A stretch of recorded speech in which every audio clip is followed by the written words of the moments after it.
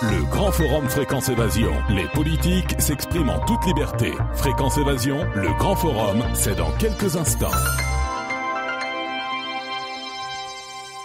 Dans quelques instants sur Fréquence Évasion, le grand forum. Aujourd'hui, nous recevons François Asselineau de l'Union populaire républicaine. À tout de suite. Fréquence Évasion. Poussez vos coups de gueule en direct sur l'antenne. Composez le 09 79 35 29 60, le direct live de Fréquence Évasion. Vos messages seront diffusés chaque jour sur l'antenne.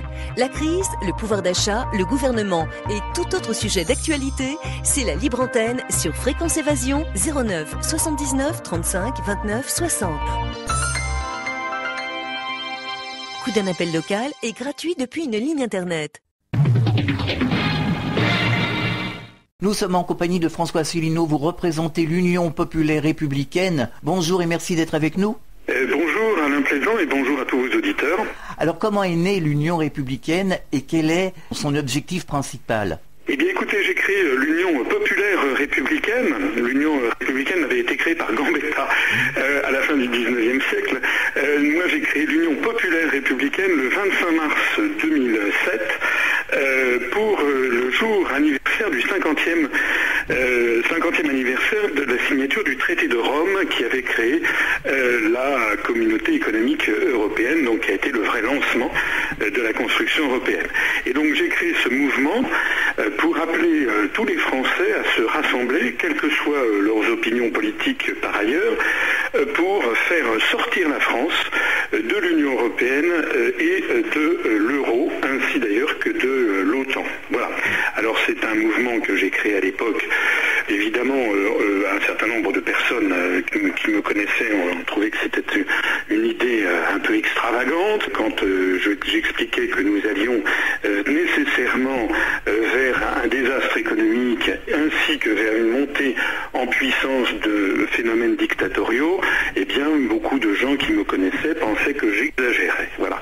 La situation malheureusement confirme toutes les analyses que j'ai pu faire et donc c'est la raison pour laquelle notre mouvement connaît actuellement une très forte croissance, une très forte notoriété grâce à Internet parce que pour l'instant je n'ai pas encore eu accès aux grands médias nationaux. Quelles sont les raisons qui nous pousseraient à sortir de l'Union européenne ? Eh bien, l'Union européenne, en fait, n'a obtenu aucun des résultats qui avaient été promis. On nous dit très souvent, on a mis dans la tête des Français que l'Europe, c'est la paix. Ça n'est pas, excusez-moi de le rappeler, mais s'il y a eu la paix en Europe depuis la Seconde Guerre mondiale, c'est parce qu'il y a eu ce qu'on appelait l'équilibre de la terreur entre l'OTAN et le pacte de Varsovie. Donc la meilleure preuve en est que lorsque par exemple il y a eu les événements de Berlin de 1953 ou de Budapest de 1956, eh bien ça n'a pas dégénéré en conflit mondial parce qu'il y avait justement la peur de l'Holocauste nucléaire. Ça n'était pas dû à l'Europe puisque l'Europe n'avait pas encore commencé à exister. Elle a commencé à exister avec le traité de Rome de 1957. Donc, je ne dis pas bien entendu que la construction européenne n'a pas fait évoluer les mentalités, a ouvert les esprits, ça c'est exact, mais désormais la construction européenne fonctionne de façon de plus en plus inquiétante, puisque alors même que nous sommes au XXIe siècle et que l'ensemble des échanges à travers le monde sont devenus considérables, grâce à Internet ou grâce à l'avion ou grâce à la télévision, on a des nouvelles de l'autre bout du monde absolument instantanées, eh bien nous bâtissons une construction politique qui est fondée sur quoi ? Qui est fondée sur une séparation entre les pays du continent européen par rapport au reste du monde. Eh bien ça c'est très dangereux parce que ça nous entraîne directement vers la théorie que souhaitent certains idéologues de l'OTAN et des États-Unis qui est de nous entraîner vers le choc des civilisations. Donc nous disons attention, la construction européenne qui se voulait une œuvre de paix est en train de devenir une œuvre de guerre et on le voit de plus en plus puisque les armées des pays européens sont désormais main dans la main avec l'OTAN pour aller bombarder l'Afghanistan, pour aller faire des bombardements humanitaires en Libye, pour aller de plus en plus mener des guerres qui sont des guerres que nous estimons être des guerres néocoloniales. Alors Alors un exemple, quel statut donner à la France en cas de sortie de l'Union européenne? Est-ce qu'il faut faire une sortie totale ou peut-être faire une Europe fédéraliste où la France pourrait décider de certaines choses sans avoir à en référer à Bruxelles? D'abord, ce qu'il faut bien préciser aussi, c'est que je voudrais tordre le cou à une autre idée reçue. Je veux parler du slogan « L'Europe c'est la paix », alors qu'en fait on est de plus en plus entraîné vers des phénomènes guerriers. Il y a un autre thème habituel de la propagande qui est de dire « mais si nous sortons de l'Europe, la France va être totalement isolée et on est beaucoup trop petit face au monde extérieur ». Alors ça, c'est une idée qui est quand même complètement saugrenue, qui est même stupide, puisque si la France sort de l'Union européenne, elle ne va pas devenir la Corée du Nord.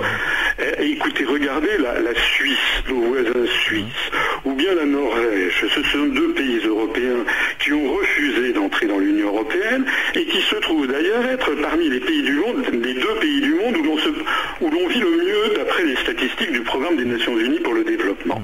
Bon, la Suisse n'est pas un pays fermé sur le monde, mais il ne faut pas exagérer. Alors si la France sort de l'Union européenne, mais ma foi, elle restera liée à l'ensemble du monde. Elle restera membre permanent du Conseil de sécurité des Nations Unies. Elle gardera, nous avons actuellement 246 ambassades et consulats à l'étranger. Si nous sortons de l'Union européenne, nous en fermerons 2. On passera de 246 à 244. Donc, vous voyez bien que nous resterons dans des contacts innombrables avec le reste du monde, par d'ailleurs des traités internationaux, des traités bilatéraux, les échanges commerciaux avec les entreprises plurinationales. Par exemple, Airbus, comme vous le savez, n'est absolument pas un résultat de la construction européenne. C'est une construction, c'est un consortium qui s'est bâti à la fin des années 60, sur la volonté d'ailleurs de Charles de Gaulle, pour nouer une coopération industrielle avec l'Allemagne et l'Angleterre, et qui a mené donc au consortium Airbus, qui est un consortium international qui n'a strictement aucun rapport avec les institutions de Bruxelles. J'en profite au passage pour souligner à vos auditeurs que dans l'Airbus A380, eh bien, le premier fabricant de l'Airbus A380, ce sont les États-Unis d'Amérique. Lorsque l'avion est motorisé Pratt & Whitney, on peut considérer qu'il y a environ 38% de part qui revient aux États-Unis d'Amérique. Et puis dans l'Airbus A380, vous avez 10 entreprises japonaises, des entreprises australiennes, coréennes, malaisiennes, mexicaines, etc. En d'autres termes, l'Airbus est un avion international. J'ajoute d'ailleurs que vous avez des parts françaises dans Boeing. Vous avez une vingtaine d'entreprises françaises qui travaillent pour les Boeing. Donc le monde d'aujourd'hui, si vous voulez, est un monde qui se joue de ces frontières factices que sont la construction européenne, par exemple.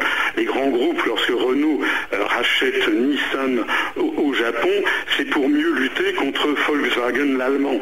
Lorsque Thomson se fait racheter par le chinois TCL, c'est pour mieux lutter contre l'allemand Siemens, etc. En d'autres termes, les stratégies d'entreprise n'ont aucun rapport avec le périmètre de l'Union européenne. Voilà, donc c'est cela qui me permet de dire que lorsque la France sera sortie de l'Union européenne, eh bien ma foi, en réalité, très peu de choses changeront du point de vue de nos relations internationales. Ce qui changera, c'est que d'une part, nous serons redevenus maîtres de notre politique économique, monétaire, budgétaire, sociale, en matière de services publics, et j'en passe. Et puis nous serons redevenus également pleinement maîtres de notre politique internationale et diplomatique, et ça nous permettra de redonner à la France son rayonnement mondial que le reste du monde attendait. Si vous avez, comme j'ai la chance de l'avoir, j'ai des amis latino-américains, j'ai des amis qui sont russes, ou des amis dans le monde arabe, et puis également en Chine et au Japon, j'ai vécu au Japon, je peux vous assurer que dans beaucoup de pays du monde, eh bien beaucoup de gens qui aiment la France disent « mais qu'est-ce que vous êtes devenu la France ?» Où est passée la France de Gaulle, celle qu'on aimait? La France qui savait dire non aux États-Unis, la France qui portait le message de la liberté et de l'émancipation des peuples, des nations, comme a si bien su le faire de Gaulle, par exemple, dans son discours de Phnom Penh de 1966, ou bien dans son discours de Brazzaville antérieurement. Voilà, donc il faut redonner à la France son rôle normal, qui est un rôle d'être le porte-parole des grandes valeurs de la Révolution française, de la Déclaration de la liberté, de l'égalité entre les peuples et les nations, de refuser la loi du plus fort, de se faire le porte-parole de la paix dans le monde. Voilà. Je signale également à vos auditeurs que si nous sortons de l'Union européenne, il restera toujours au sein même du continent européen d'autres instances de concertation, et notamment le Conseil de l'Europe, dont on parle peu, qui n'a rien à voir avec les institutions de Bruxelles et de Francfort. Le Conseil de l'Europe qui réunit, qui se rassemble d'ailleurs à Strasbourg, et où on trouve tous les pays d'Europe, à l'exception de la Biélorussie, mais donc on y trouve la Russie, la Suisse, la Norvège, l'Islande, l'Ukraine, donc tous les pays du continent européen qui se rassemblent au sein du Conseil de l'Europe pour discuter de sujets politiques communs, sans que pour autant ça n'ait vocation, comme a vocation l'Union européenne, à se transformer en une dictature des marchés et à la disparition de la démocratie en France et dans les pays de l'Union. Alors quand vous dites que la France doit sortir de l'Union européenne, est-ce que certains ne font pas le parallèle avec le Front National ? Alors effectivement, c'est une des objections que souvent on nous envoie à la figure, c'est on nous dit vous voulez sortir de l'Europe, vous êtes d'extrême droite. Alors c'est effectivement un gros problème que nous avons, à quoi nous répondons plusieurs choses. D'abord, j'invite vos auditeurs incrédules à le vérifier de leurs propres yeux. Il faut qu'ils aillent sur le site du Front National, il faut qu'ils aillent également vérifier sur notre site à nous avons fait des analyses. Le Front National ne propose absolument pas de sortir de l'Union européenne. Les médias, les grands médias veulent le faire croire. Ça n'est pas vrai. Le Front National ne le propose pas. Il ne propose d'ailleurs même pas les dernières déclarations en date de Mme Le Pen. Il montre qu'il ne propose même pas vraiment de sortir de l'euro. Il trouve des formules ambiguës pour expliquer qu'on va attendre que l'euro explose de lui-même. Alors, tout ça n'est pas très raisonnable. En attendant, je précise que le Front National, pas plus d'ailleurs que M. Mélenchon ou que M. Dupont-Aignan ou que quiconque d'autre, n'explique aux Français ce que moi j'explique, c'est-à-dire qu'il y a un article dans le traité de l'Union européenne qui s'appelle l'article 50, qui a justement pour vocation d'expliquer comment un État peut sortir de l'Union européenne. Donc ça c'est le premier point. Puis il y a un deuxième point qui est plus important encore, c'est que depuis 1983, qui a été médiatisé, qui a été orchestré, la médiatisation du Front National de façon délibérée par M. Mitterrand, M. Attali et puis un certain nombre de grands propriétaires de grands médias en France, eh bien on a voulu faire croire aux Français que défendre l'intérêt national, c'est-à-dire l'intérêt du peuple français, c'était forcément être d'extrême droite. On a mis dans la tête d'une grande partie de la population que c'était quelque chose qui était mal en soi, et puis on a mis dans la tête de la population une espèce d'équation, d'équivalence. Le drapeau bleu, blanc, rouge, et bien finalement c'est un peu avoir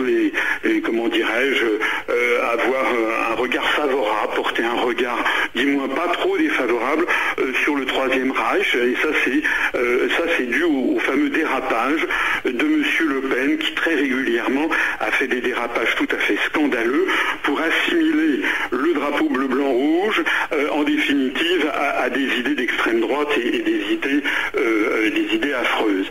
Alors tout ceci a marché, mais c'est un processus de propagande que les Américains d'ailleurs ont parfaitement décrit, qui s'appelle la reverse psychology, c'est-à-dire que pour combattre une idée, eh bien il suffit de la faire porter par quelqu'un qui suscite une antipathie dans 80% de la population.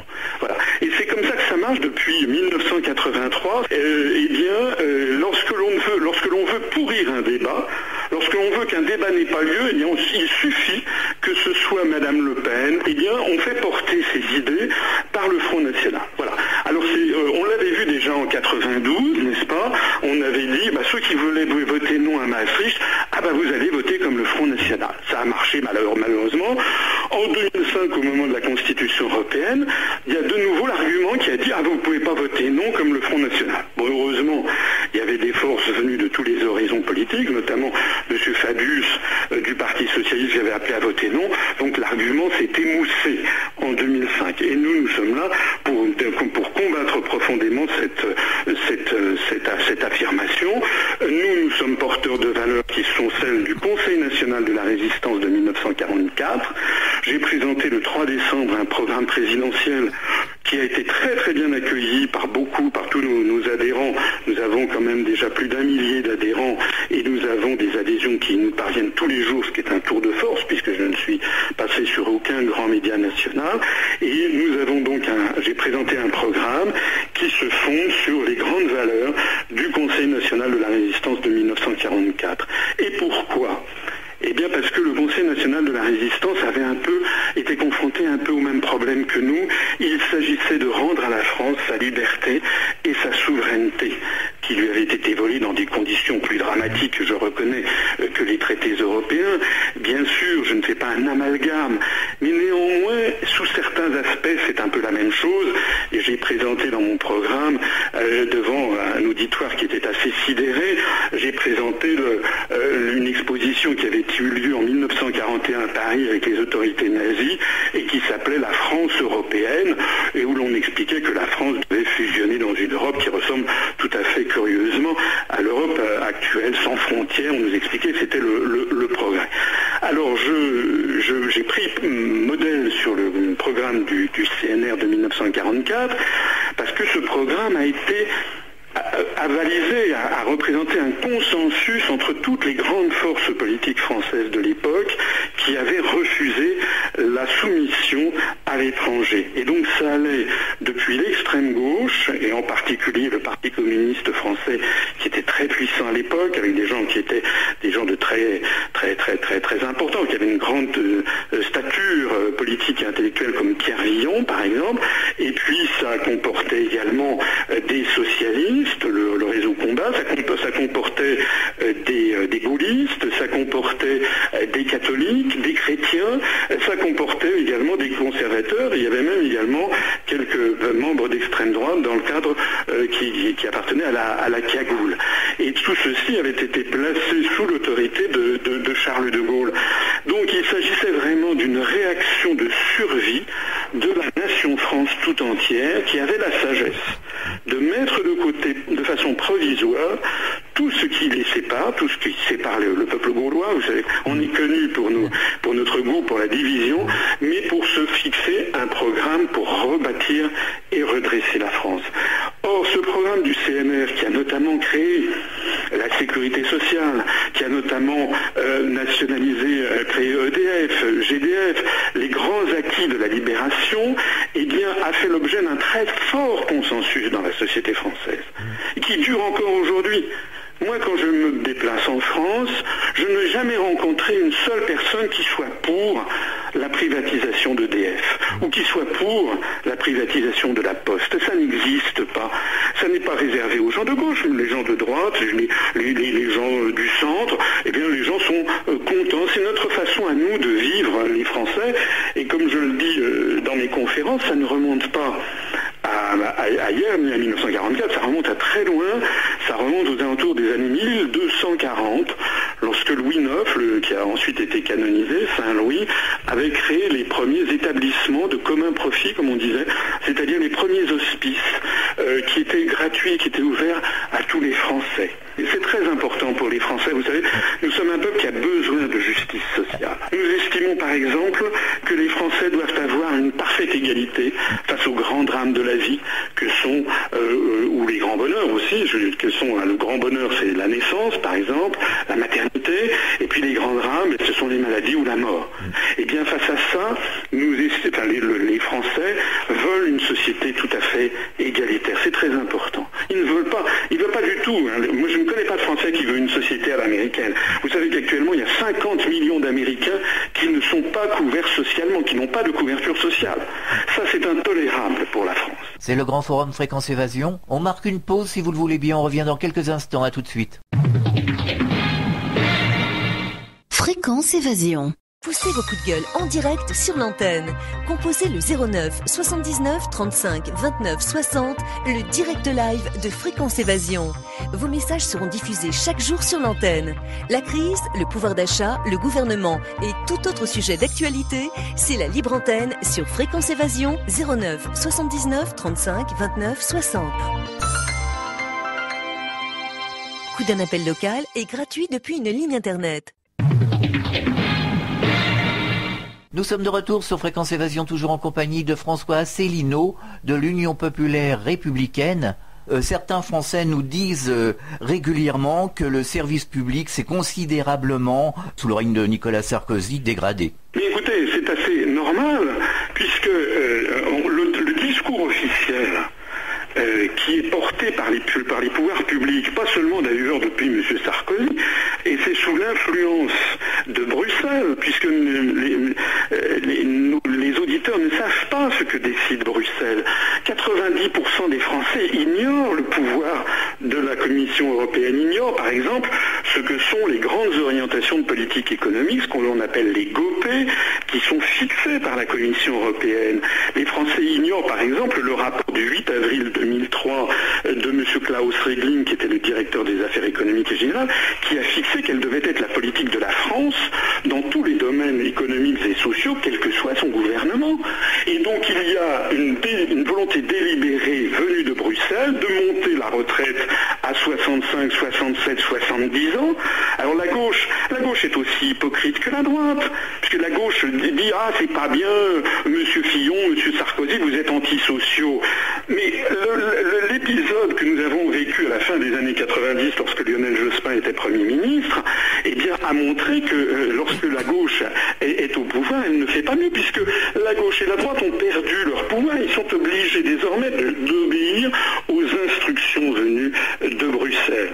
Donc, pour ce qui concerne la fonction publique, il faut savoir qu'il y a des instructions continuelles de démanteler les services publics. D'ailleurs, Bruxelles refuse de parler de services publics, il parle de services d'intérêt général ou des choses comme ça. Et donc, il y a la volonté délibérée de démantibuler ça. On a vu, par exemple, le gouvernement Fillon, début 2010, a osé introduire 2 banques d'affaires américaines sur le marché du gaz en France, qui sont Goldman Sachs et JP Morgan. Moi, je considère ça tout à fait scandaleux, parce que ces banques n'ont aucune connaissance particulière sur l'industrie gazière et sur l'approvisionnement des particuliers. Et vous imaginez bien que les banques américaines, si elles arrivent sur le marché du gaz en France, ce n'est pas parce qu'elles ont le souci de servir au mieux Madame Dupont, qui se trouve à Romorantin. Tout à fait. Ils ne viennent là que pour dégager le maximum de profit. C'est d'ailleurs ce qui se passe, puisque dès que l'on ouvre à la concurrence, à la demande de Bruxelles, tel ou tel marché, dans les semaines, les mois et les années qui suivent, on a des campagnes qui sont orchestrées dans les médias sur le thème « Oh, mais les Français, vous ne payez pas du tout le prix du gaz comme vous devriez le payer, c'est beaucoup plus cher que ce que vous pensiez. Oh, mais les Français, vous ne payez pas du tout le prix de l'eau, ce que vous devriez payer, c'est beaucoup plus cher que ce que vous pensez. Et puis, on va nous faire le coup pour l'électricité et on nous a déjà fait le coup pour les autoroutes. » C'est-à-dire que l'on privatise des services publics, ou du moins on l'ouvre prétendument à la concurrence, on l'ouvre en fait à des requins qui sont des grandes banques d'investissement ou des banques d'affaires qui ne sont là que pour dégager le maximum de profit. Alors dans tout cet univers, si vous voulez, où les gens sont déboussolés, les Français ne reconnaissent plus leur propre pays, eh bien il est assez naturel qu'il y ait un grand sentiment de découragement qui ait envahi la population, y compris d'ailleurs les fonctionnaires. Moi je suis moi-même fonctionnaire, je peux vous assurer qu'au ministère des Finances, comme dans tous les ministères, nous souffrons de la politique qui a été décidée depuis maintenant des années, de restrictions budgétaires continuelles. En 1995, il y a eu le plan Juppé, les gens ne se le rappellent pas. Eh bien, M. Juppé, Premier ministre, avait décidé déjà de ratiboiser de 8% les budgets de tous les ministères.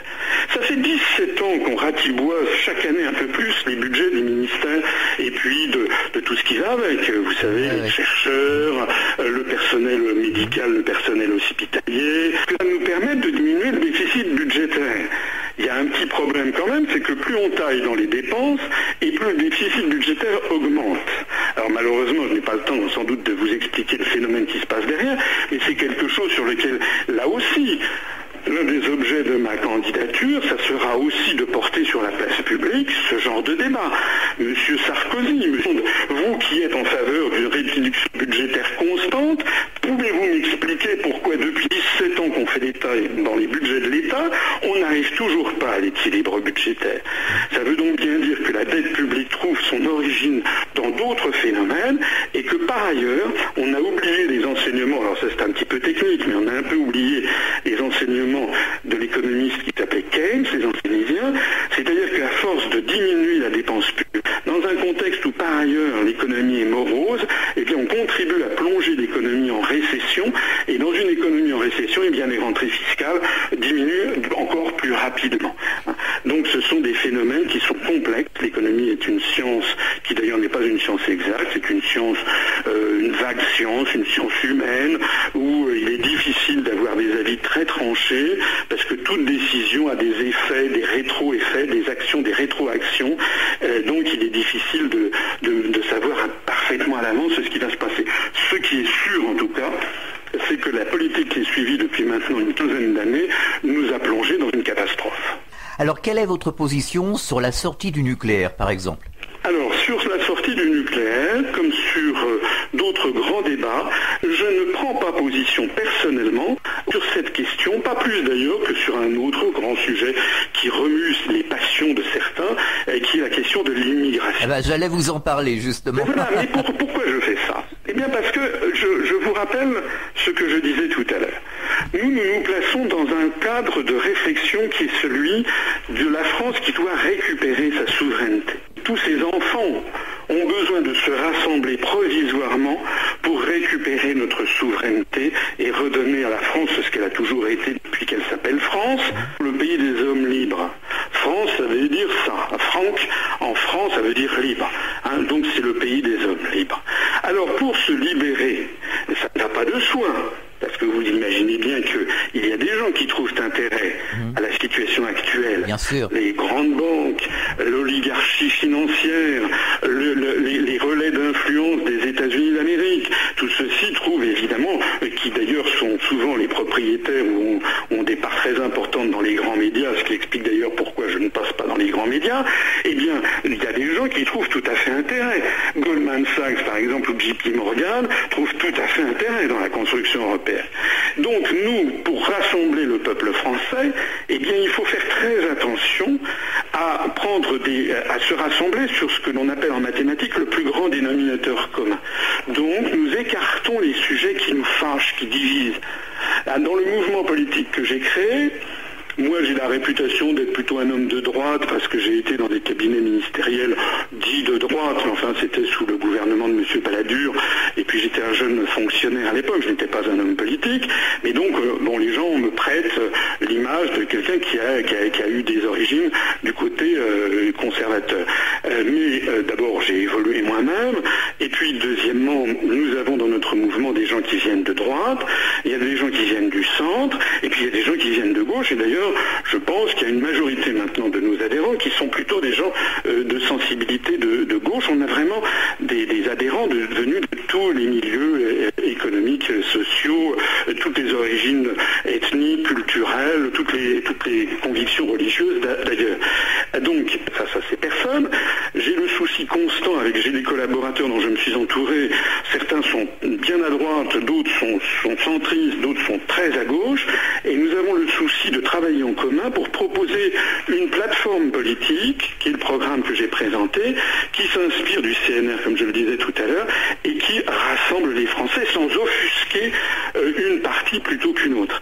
Donc, sur ces questions nucléaires, qui sont des questions très difficiles, objectivement, je connais un petit peu le dossier, par ailleurs, j'avoue que j'ai des difficultés à me forger une opinion personnelle sur cette question parce que les arguments sont très solides dans les deux camps. Entre ceux qui veulent maintenir l'électricité nucléaire parce que c'est évidemment une filière très importante pour l'industrie française et puis c'est un garant de notre indépendance énergétique, ce qui est quelque chose de très très important, puis accessoirement ça nous a procuré de l'électricité à très bas coût depuis des années, et puis ce sont des arguments très solides, et puis il y a des arguments très solides de l'autre côté, avec évidemment les risques cataclysmiques que représentent les catastrophes nucléaires, considérées comme totalement hypothétiques. Et puis malheureusement, il n'y a pas eu que de Tchernobyl, il y a maintenant l'affaire de Fukushima qui est dans tous les esprits, et donc d'un seul coup, il y a quand même beaucoup de gens qui se disent, mais si ça arrivait en France. Exactement. Donc, moi j'estime que c'est un débat d'une très grande importance,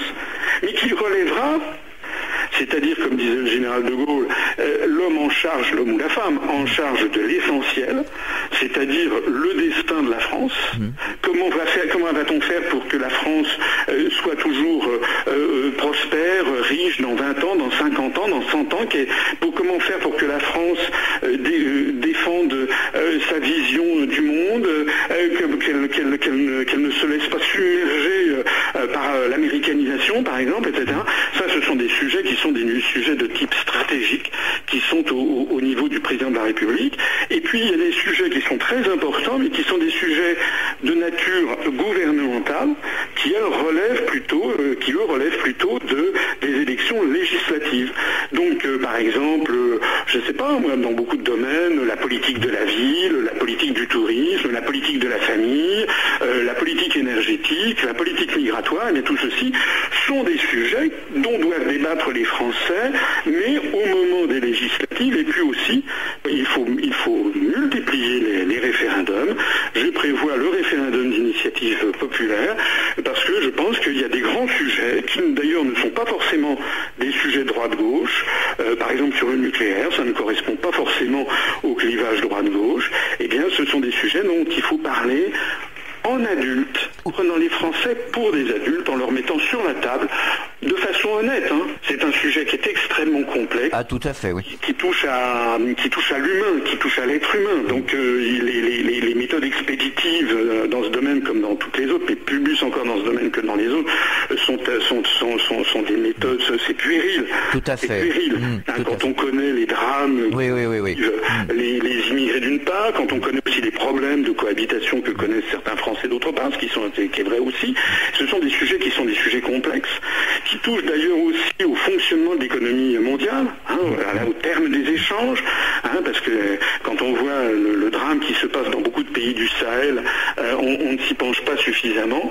Eh bien, tous ces débats devraient avoir lieu d'une façon sereine, avec une démocratie sereine, et puis qu'on ait le droit de débattre de ces sujets sans que ce soit immédiatement des anathèmes dans un sens ou dans l'autre. Donc finalement, vous proposez de réfléchir ensemble. Vous êtes en quelque sorte d'accord pour la démocratie directe? Oui, nous pensons que nous devons être précis, c'est-à-dire les sujets stratégiques. C'est-à-dire que nous proposons, je renvoie vos auditeurs à notre site internet Union Populaire Républicaine, UPR, ou bien à la page Facebook, et puis ils auront des dizaines de vidéos qu'ils pourront visionner, ils pourront en voir d'autres aussi, mon analyse de l'histoire de France, ou bien mon analyse sur qui gouverne en fait l'Europe, etc. Donc je les renvoie à toutes ces vidéos. Donc ce que moi je dis, ce que nous disons, c'est que il faut, au moment de l'élection présidentielle, être précis sur les grands sujets. Donc nous avons une analyse précise, des propositions précises. Nous voulons sortir de l'Union européenne par application de l'article 50 du traité sur l'Union européenne. Je mets au défi les auditeurs de trouver un autre parti politique qui dise la même chose. Nous sommes les seuls. Nous voulons sortir de l'euro de la même façon, parce qu'il n'y a pas d'autre façon de sortir juridiquement de l'euro que de dénoncer les traités. D'ailleurs, la Commission européenne l'a elle-même reconnu par son porte-parole.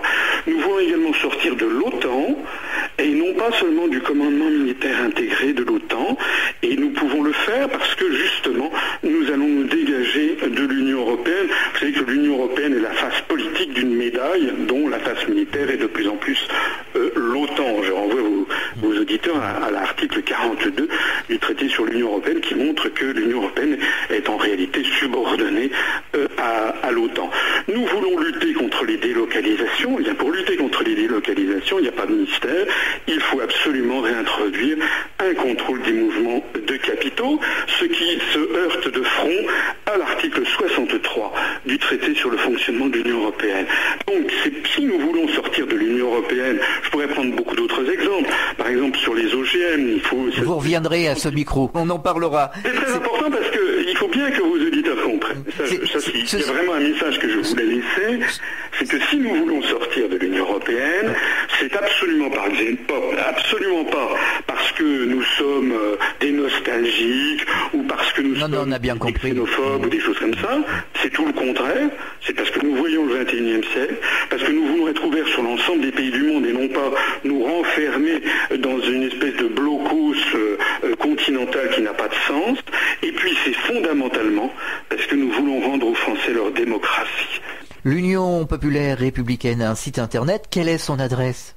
Alors, il suffit de taper, pour ceux qui ne sont pas très familiers, il suffit de taper Union populaire républicaine sur le moteur de recherche Google, par exemple, et nous arrivons tout de suite en premier. Ou bien ils peuvent également taper UPR, ou bien ils peuvent également taper mon nom, A2SELINEAU.